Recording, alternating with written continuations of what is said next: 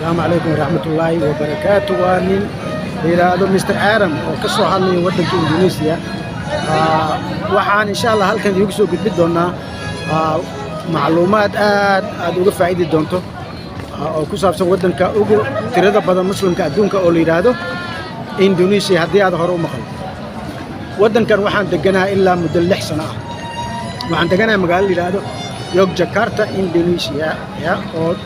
10 hours ودت عاصمة مقالة يرادو جاكرتا عاصمة ودن إندونيسيا.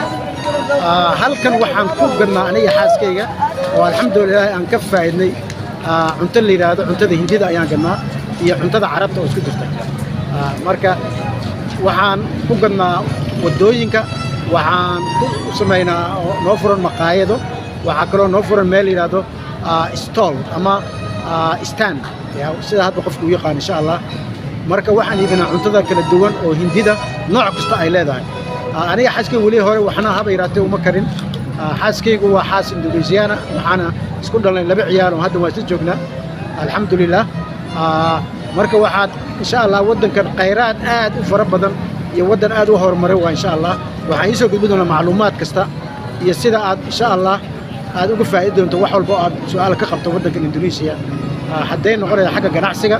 oo waliba aad iyo aad wadankan ugu sareeyo oo wax walba ay ka soo soortaan wadankooda waana wadanka 95% waa dadku waa muslim waad arki doontaa dadka insha Allah siday u xijaaban yihiin ya inkastoo xijaabka sharciida ahayn hadda laakiin 99% waxaan dhihi karnaa dadku waa muslim waa dad aad insha Allah u dabeecad wanaagsan wuxuu ahaa oo la dhaqan wanaagsan leh marka insha Allah la soco barteena YouTube insha Allah channelka iyo Facebook oo idinku soo gudbin doono macluumaad aad u fara badan oo aad ka faa'iido doonto insha Allah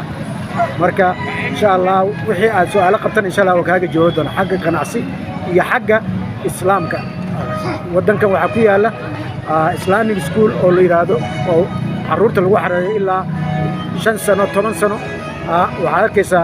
kumanaan muxuu arday ah oo wiilal gabdho ku jirta oo degan Islamic school oo halkaan wax ku barta aqoonta islaamka ku barta cilmi dunyana ku barta insha Allah iyo xaafidada quraanka marka insha Allah wax macluumaad badan ay soo gudbin aniga xaaskayga insha Allah sida halkan aan ku bilowno nolosha iyo sida hadda insha Allah ay noqoto insha Allah marka la socdo insha Allah halkaan waa meel yar aan ku iibino insha Allah stand riyado oo wax ku iibino ya marka insha Allah caawana waa maalin sabti ah marka magaaladan waa magaalad dalxiis oo aad iyo aad u far badan insha Allah oo lagu yaqaan dalxiiska marka insha Allah ku soo dhawaad insha Allah assalamu alaykum wa rahmatullahi wa barakatuh please subscribe our channel yeah YouTube and follow our Instagram and Facebook insha Allah assalamu alaykum wa rahmatullahi wa barakatuh